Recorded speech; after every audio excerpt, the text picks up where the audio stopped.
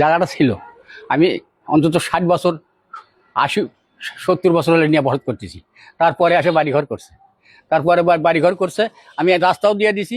এই এই জায়গার নাম হলো সাদেক আলী, তারপরে পিতা জংশের আলী না, তারপরে মমিন, পিতা মসির আলী, তারপরে গোভার আলী, পিতা গোভার আলী, আর ইয়ার নাম হলো গোভার আলী, ইয়ার নাম হজরত আলী। এটি 4 শরীকে বসত নিচ্ছে। কত বসত নিয়ে এখন মনে করেন যে আমার এই গাছপালা রাস্তাঘাট আমার এলে সব বেদখল দিচ্ছে।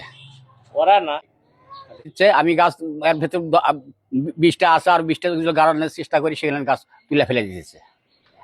না তুলে ফেলে দেয়, সেটা ডালফালা কাটিয়ে দেয়, ভেঙে চুরে দেয়।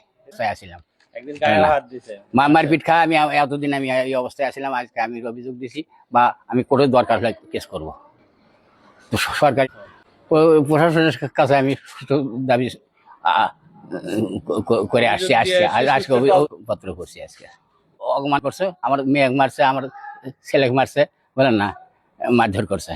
ওই আমরা গাছ কাটবে গেছি, আমার গাছের ভিতর গাছ কাটবে গেছি, গাছ কাটতে দেয়নি, সেখানে গাছ উঠে বাদ নিয়ে গেছে, তুলে নিয়ে গেছে।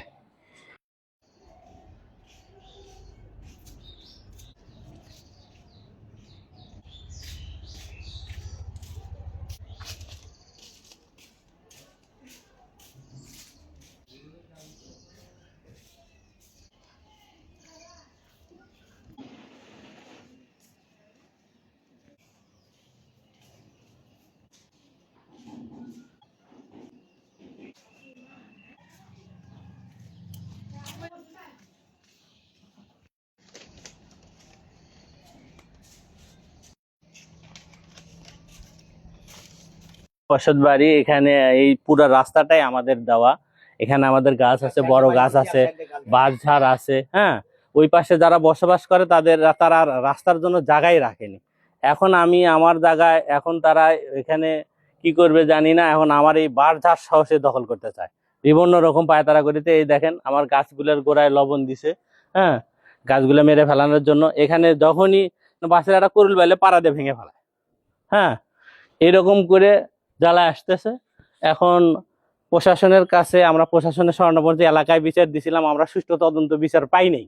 তো সেজন্য আইনের আশ্রয় নিছি, আজকে অভিযোগ দাখিল করছি, থানায় অভিযোগ করে আসছি। আইনের প্রতি শ্রদ্ধাশীল রেখে আইনের যারা রক্ষক আছে তাদের কাছে দাবি এটা সুষ্ঠু সমাধান করে চাচ্ছি তাদের কাছে।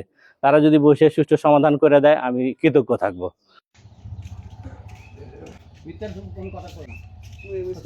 এই জায়গায় থেকে এখান থেকে ঠিক আছে গাছ এখান থেকে যা